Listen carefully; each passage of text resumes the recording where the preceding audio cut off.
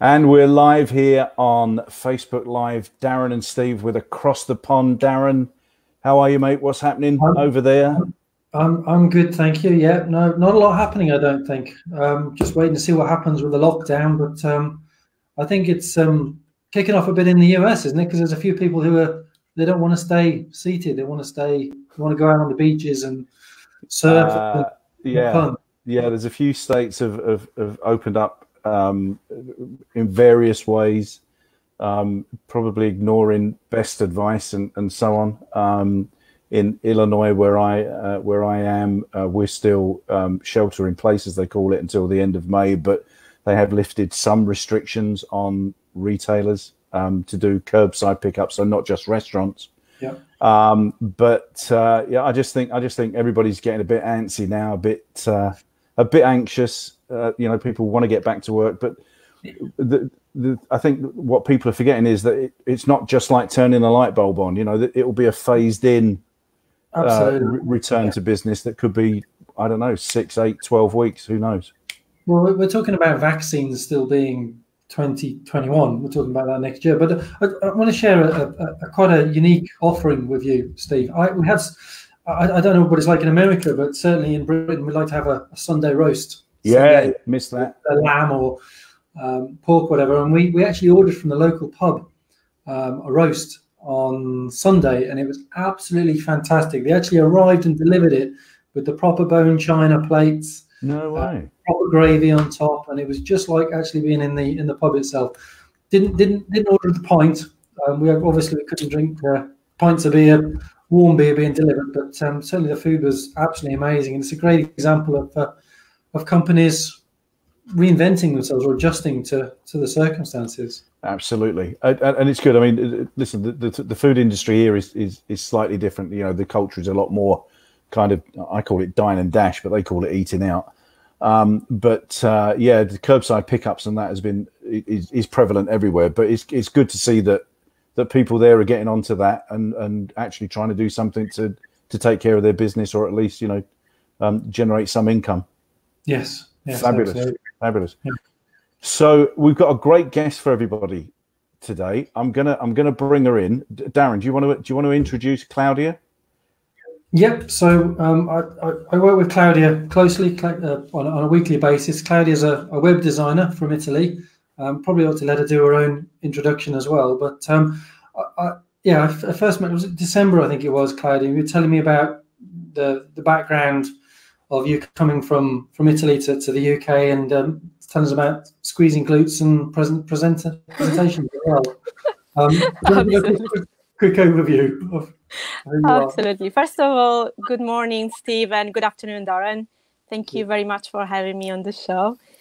So yes, let me give you a little background of what my story is. So as you can gather from my accent, I'm Italian. I've been in the UK for over 15 years so far. Well, the accent hasn't gone anywhere. It's still there, very strong. I've been here 15 years, and I got been made redundant from work 4 times. So my last redundancy was back in November 2019, so only around 6 months ago. And I decided that it was time to be in charge of my own destiny. That's when I said, that's it, no more jobs, I'm going to open my own business. In the meantime, the year before, I already built my business. It was like more a hobby, a part-time hobby. I was building websites, I was building my portfolio, skills, feedback, and clientele. So when the redundancy came, I said, that's it. I'm going to make this one my full-time activity, and I love it so much. But the thing that made me become so strong, when you have your own business, what you do, you talk to people. And in order to talk to people, you have to be confident enough to sell yourself. It's not just selling your service or your products. You have to come up confident. And I remember when I was going between jobs to jobs, and every time you have to prove yourself, you have to go for an interview, it was dreading. One day, a friend of mine said, why don't you join Toastmasters? And I never heard of it. So Toastmasters International is a fantastic organization all around the world that clubs everywhere. where you learn to become a public speaker. So I Googled it, and I found a club near my house. So I live in Basingstoke in Hampshire, and there's a club in Basingstoke. So I signed up to go as a guest one night, and I was given a chance to speak up, just to stand up, say my name, say a few words. And I did it. I said, I'm here. I'm just going to give it a go. Even though I wanted, my body was like, run away from it. But I did it. And in the very moment while I stood up, I was talking and telling them about myself. I felt like a kind of energy. I was like, I actually love doing this. I'm getting so much positive energy from people that that's becoming a passion. I love it. I became a member straight away. And just 7 months later, I was elected Vice President of Public Relations at our Basingstoke Club. And I'm really, really, really proud of being a member. And my confidence level has grown so drastically. Also, I'm not British. So my excuse has always been, English is not my first language, so I will never be able to speak up in public. All this kind of lack of self-confidence, and which Toastmasters is helping me getting better and stronger and more confident everywhere, every day. And now this is really helping me with my business, because as I was saying earlier, you talk to many people when you're a business owner. Yeah. And if you can't talk to people, you look very shy, or like you would rather not talk to your potential client. They won't buy from you. What they buy is the person, not the product at the end of the day. Mm. So that's my story in a nutshell. So, thank you, Claudia. That's a fantastic story, and I hope, Steve, you'll agree with me that I don't know if you speak any other languages, but just presenting in your own language can be quite daunting, let alone in a different language. So, any kind.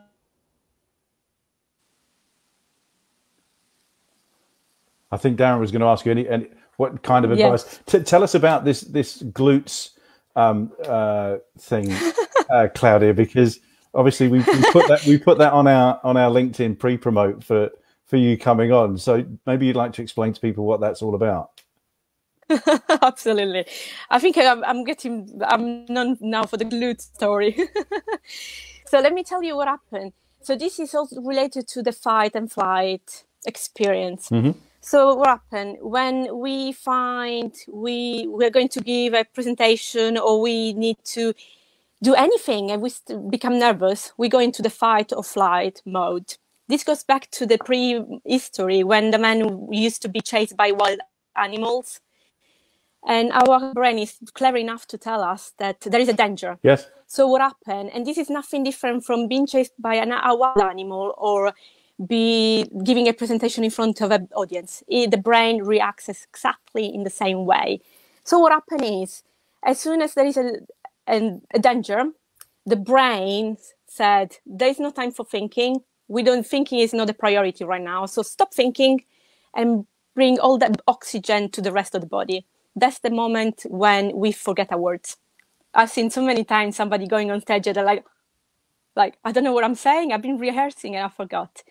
So the brain is telling the heart, we need to pump as much blood as possible, because we need to bring the blood and the oxygen to our limbs, because we need them for fight or flight.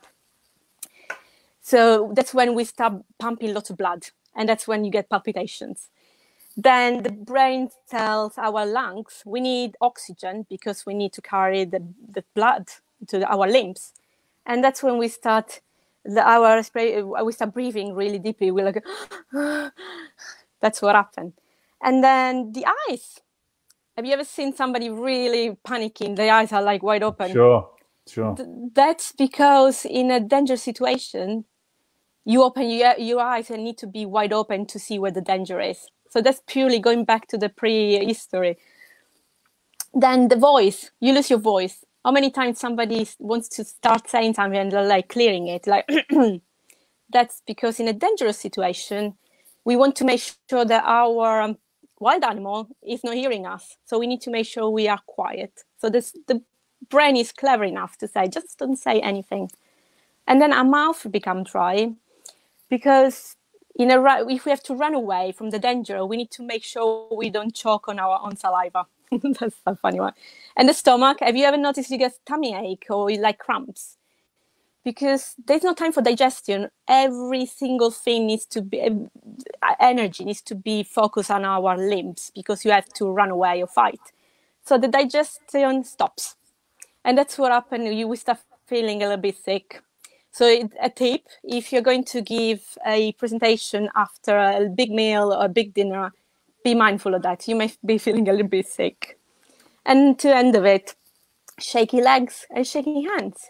That's what happens. You start shaking. You're nervous. You're like, oh my God, I'm going to give a presentation. I can't do this. That's purely because your limbs are so full of blood and energy. We need to release it. So in theory, you would run away, but you're on stage and you can't do that. So you start shaking. But I got a tip for you. And now we go to the glutes one. It's a way to manage all this shaking and breath and heart beating is simply to squeeze your glutes. Right. Nobody will see that you're doing it. And by doing it, you trick your brain. You tell the brain, look, brain, I'm engaging my legs. So don't panic, I'm reacting. You can get the blood and the oxygen back to your brain, because I'm fine. And when you stop shaking, so the trick is, if you start feeling shaking, nervous, squeeze your glutes. No one will notice, and you'll be fine.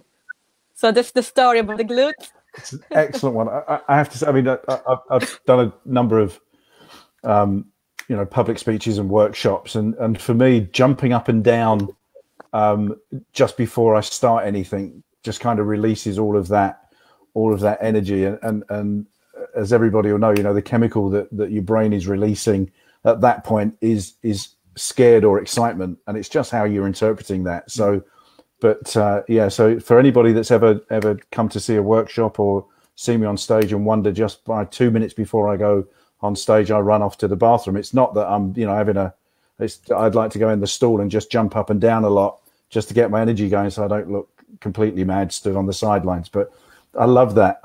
Welcome back, Darren. We lost you for a minute, but we got the glute story, and I know you've heard it before. So brilliant. Yeah, my apologies. I'm not sure what happened with the internet connection there, but it just completely dropped off. So I hope I didn't miss too much.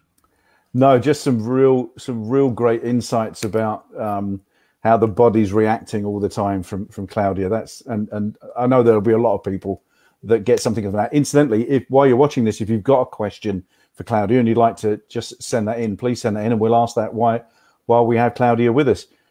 So tell us about the business now, Claudia, and how that's evolved, and what COVID's done to affect that or make you pivot the business. How's things working? Sorry, Steve, you're breaking. Say how the business is coping with COVID-19. Yeah. Okay, you can hear me well, can you? We can. Yes. Oh, fantastic. So my business, I'm a web designer.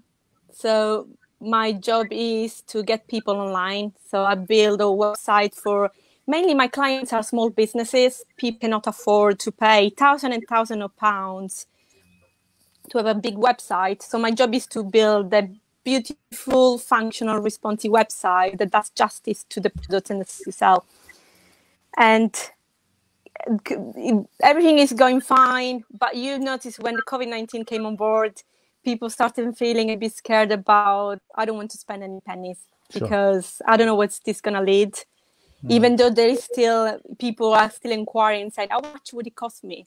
But you see them like, okay, I'll come back to you when things will be more normal, which I think now this is normal. What we're doing right now, it's been nearly over 2 months now. Started to become kind of normality, but people also, schools may open again from 1st of June, which is giving us a little bit of flexibility, saying, maybe things will go back to normality, whatever normality will be. And I feel more relaxed about saying, yes, I'm ready to invest on a new website or a more functional one. Sure. I think it's important as well, just as Darren and I have been saying, that people are still being proactive, though. Would you not agree? Like being out there and get, trying to look for new clients and still promoting yourself and telling people what you're doing so that people don't forget you, rather than, kind of hide yourself under a blanket because we're in a pandemic situation and nothing is really, nothing seems to be happening moving forward. How you continue to market to your prospective customers? Sorry, Steve, I'm breaking up. I can't hear you very well. Okay. Darren, can you repeat the question? Maybe it's better connection. Yeah, so I was just saying, how are you marketing to customers to help them try and get through coronavirus and to help them promote their businesses? Can you hear me? We're not having a good internet day, are we? By the looks of it, Steve, I've dropped off. Yeah, a little bit. Internet's definitely got the wobbles. Can you hear us again, Claudia? Are you there? Sorry, I just can't hear you very well. I'm really struggling with the connection now. Sorry about that. No worries. So Claudia, how can people get hold of you, and where can they find you? On LinkedIn, on Facebook? What's all your contact information?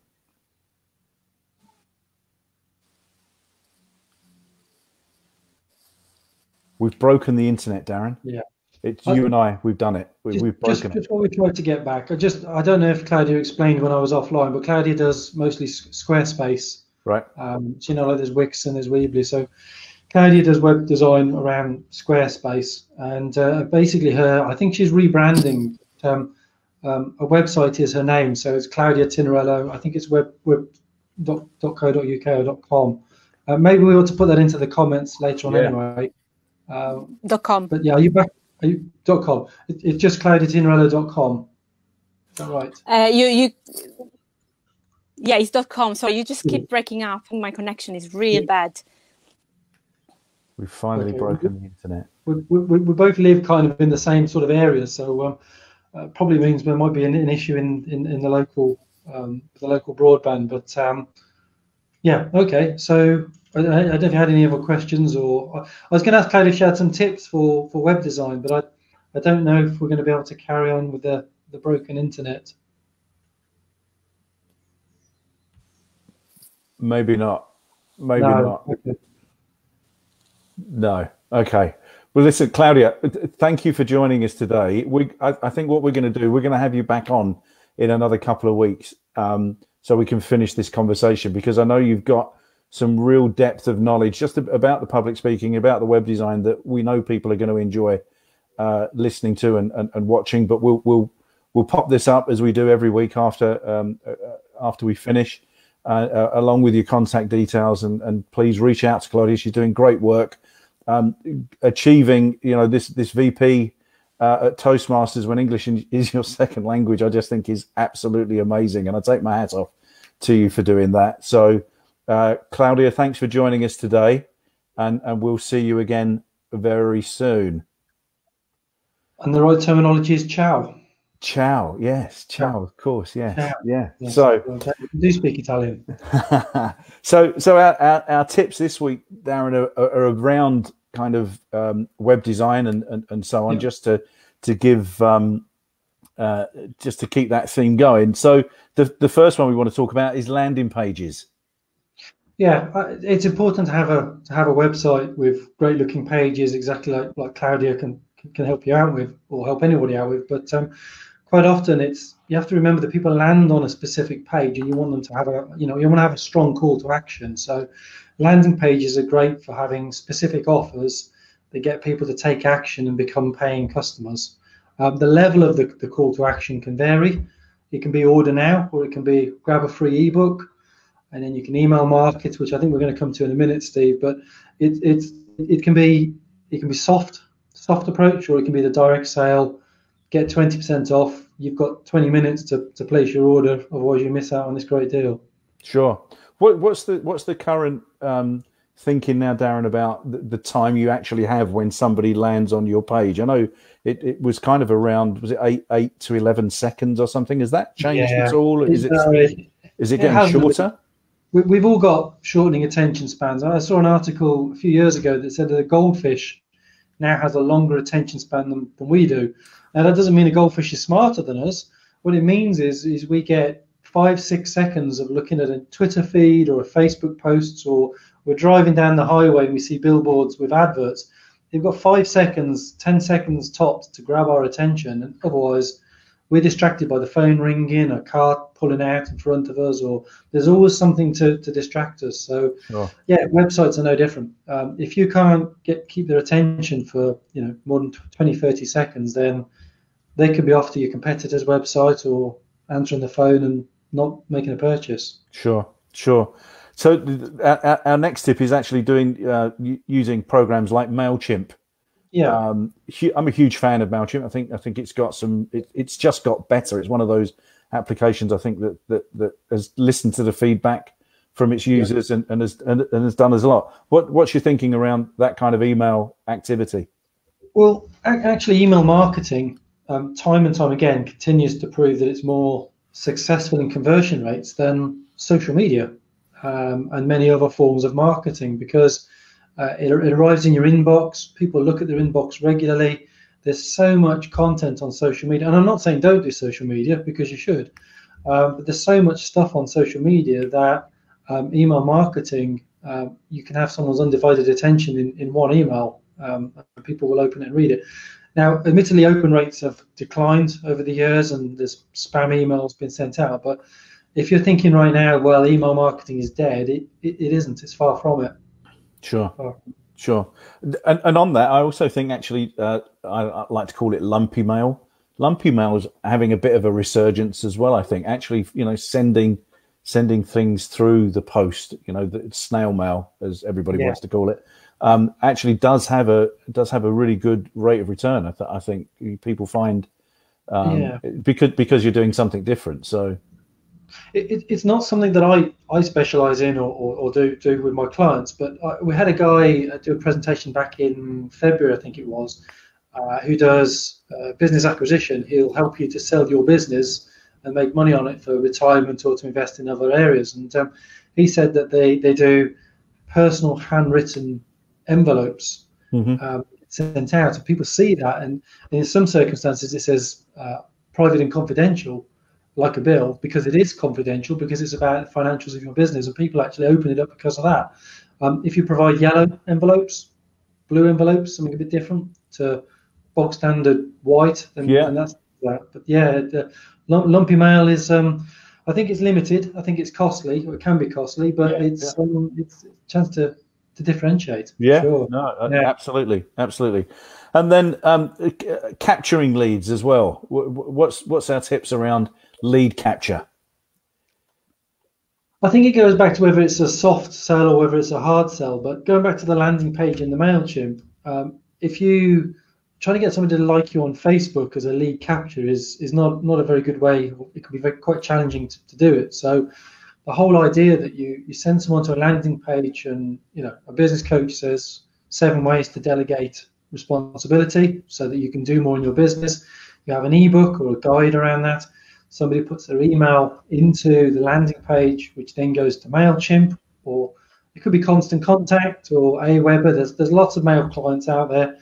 You love MailChimp, I do as well, and I think lots of other people do, but there are alternatives. And then what then happens is once they've got that free guide, you can then send them follow-up emails, either adding more value with things like, here are also ways to be more productive, more efficient. I'm using the coaching example here, but you can follow up with further emails, and also lead on to sales generation by saying, here's a free consultation, here's 25% off the monthly fee, or whatever the call to action is. But use email marketing to lead them down the path towards the sale. Sure. Having an irresistible offer is so important, though, isn't it? I mean, as you say, just that call to action, that real purpose of wanting to give you details. Yeah, no, absolutely. And I do love the word irresistible, because you can make lots of offers, but what do people really want? I mean, I just said 50% off or 25% off, but is that really irresistible? If you're offering things for free, people love People love free. So Sure. you're offering a service and you're offering some extras that cost nothing to the client. That's a killer offer. Killer offer. Yeah. What's your thoughts, Darren, on where you do fill in? You have the irresistible offer and you fill it in, and then it takes you to another page because they're trying to upsell you, and then they take you to another page because they're trying to upsell you. For me, it's a real turn-off, and I regret doing the initial, taking up the initial offer. What's your thoughts on that? Personally, I don't like it. I find it frustrating. It's interesting actually because I'm a great fan of Brendan Burchard. I don't know if you know him. Big fan. Yeah. I watched a video of his the other day, which he talked about value, then sell, and after sell became upsell. And I understand how it works. I understand the benefits of it. Personally, I'm a great fan of providing the upsell opportunities with the sell, because if I say to you, you can have this magazine subscription service and it's going to cost you $80 or £80 to have this, but for an extra $1 or £1, you get online access as well. Mm-hmm. I think it takes the human mind away from, do I want to pay $60 or $80 for this? The mind starts to think about, hey, $1, it's nothing at all. So you start to think about, it's not going to cost me anything. It's going to cost me $1 to do this. And you stop thinking about the $80. So I actually think it's good to provide it up front and be open about it. Yeah, me too. Yeah. Cool. So we've got a good funny for everybody this week. I know we're excited about this one, particularly as it kind of relates to the medical situation and maybe some political situations here. Do you want to? Here's green again. Yeah, here we go. Here we go. I do feel sometimes that we've been a bit mean about Donald Trump, but it has to be done, I suppose. It's a shame. Here we go. Right, hang on a second. I'm just going through the process of sharing my screen, and here it is. Here it is. Good news. We're working on a cure for coronavirus. There you go. And for those of you who can't see it too clearly, it's Trump and Pence playing Operation. So nice one. Like that one. That's this week's funny. Good work on that. And we'll be showing that, of course, when we bring this link onto LinkedIn later in the day. So next week we have Sabri Mansouni joining us. Sabri is actually the shopping mall manager at Edmonton Green Shopping Mall in North London. Go check Sabri's LinkedIn profile out. They are doing just amazing community work. I can't say enough about how he's embraced the sense of community around coronavirus for the Edmonton people. He's doing some great work. We're going to be very lucky to have him on join us just to hear about the shopping malls as well. Everybody knows that there's a real challenge in retail right across the board. Article here last week around the fact that probably 50% of department stores in the US will probably be closed by 2021, which is staggeringly upsetting. And everybody's not paying rents and so on. Gap, I think it's $116 million of back rents that they haven't paid yet, and so on, which just shows you the real delicacy of the retail environment. And the thing about that I want to say is that retail's actually got to adapt if it wants to survive. It's not going to die.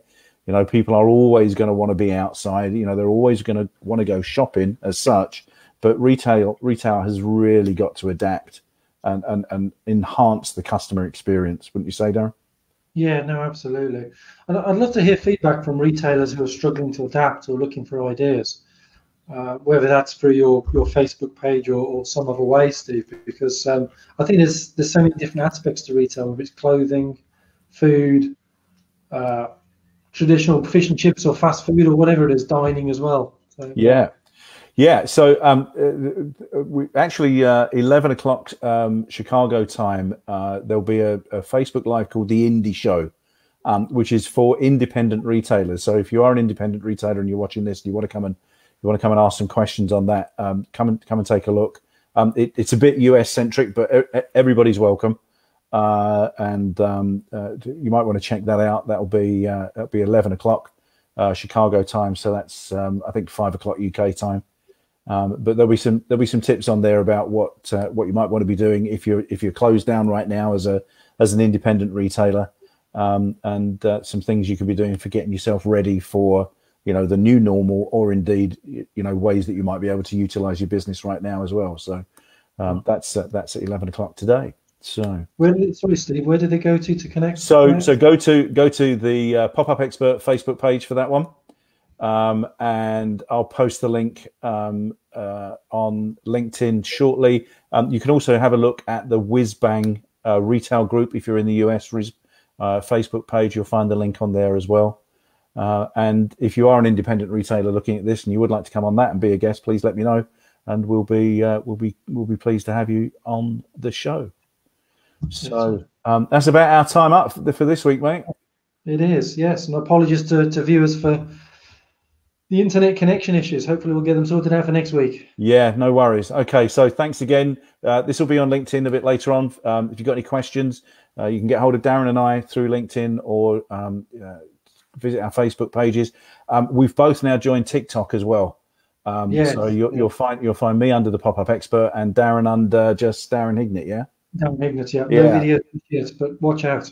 Yeah. I've been playing around with it and done some silly things over the last couple of days with it, but it's there to have fun. And I have to say, if you're looking at this and being of an older generation and thinking, why would I want to be on TikTok? Go check it out, because you'd be surprised. It isn't just kids dancing. It's a lot of fun.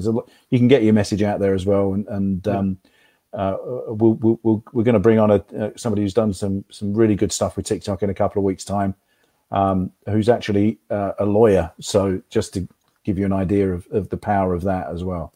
So until the next time, across the pond, Darren and Steve saying we'll see you again soon. Will do. Take care.